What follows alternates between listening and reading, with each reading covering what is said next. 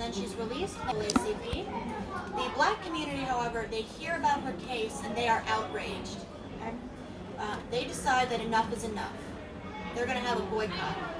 They're going to protest the bus, no longer ride it, until they are treated equally. How long do you think the boycott lasted? It's like a week or something. A week? Anybody have any other guesses? A year. A week? 3 months? A year. A year? So it was just over a year, 381 days, that the black community would walk to work, walk to school, share cars, no matter the weather, rain, snow, sleet, hail, whatever, they're not going to ride the buses. And eventually it paid off. Thanks in part as well to the leadership of Martin Luther King Jr. He was a 26-year-old pastor at the time, relatively unknown, but he was the leader of the boycott, and of course this was his first step into becoming the figure we all know him as today. After that 381 days, the Supreme Court finally looked at the laws in Alabama, particularly segregation on public transportation, and declared it unconstitutional. So the buses were integrated in 1956. On the wall right behind me, you have two pictures. The one on my left is of Rosa Parks getting on an integrated bus for the first time. You can see her in the front there in the dark jacket. It's the first time that she's able to come on in the front of the bus and sit wherever she wants to. Because before, she would have had to get on here, pay her fare, get off the bus, and then come in through the back door to take her seat. The other picture on my right, this is probably the one most of you have seen before. She's looking out the window here. Not only is she in the front of the bus, where the white section usually would have been, this is another picture in 1956, by the way. She's in the front section where the whites usually sat, but she's also in front of a white gentleman. Okay? Both where she's sitting and who she's sitting in front of would have been illegal the year before, because on buses like this, blacks were not allowed to sit next to, in front of, or across from a white person before they were integrated. Okay? So I always show that picture as a way to, a physical example of how she affected change in her community, just being an ordinary woman.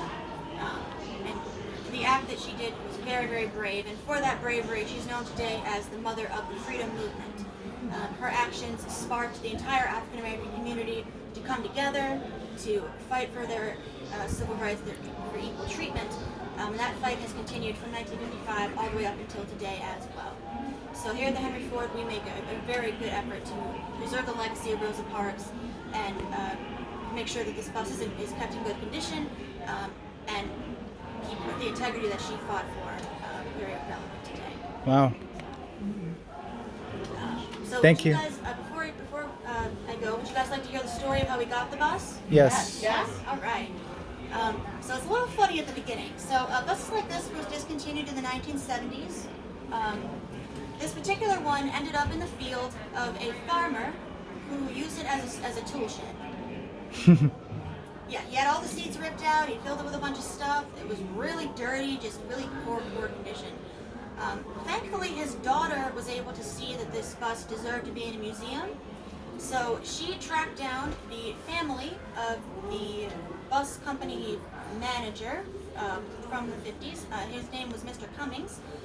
He had kept meticulous records of all of his buses, particularly with this one. So they were able to uncover newspaper clippings, court documents, arrest paperwork for Miss Parks, just everything tied to this bus. On one of the documents, they found this number above the driver's seat right here. It's 2857. That number connects to the VIN number for this bus, the VIN number of which was on the paperwork that said Rosa Parks sat on this bus in that seat where she was arrested December 1st, 1955. So that proved this was the bus, and it was actually authenticated. Okay. After it was authenticated, it was put on a special online auction. By then, museums were able to bid on it. Okay.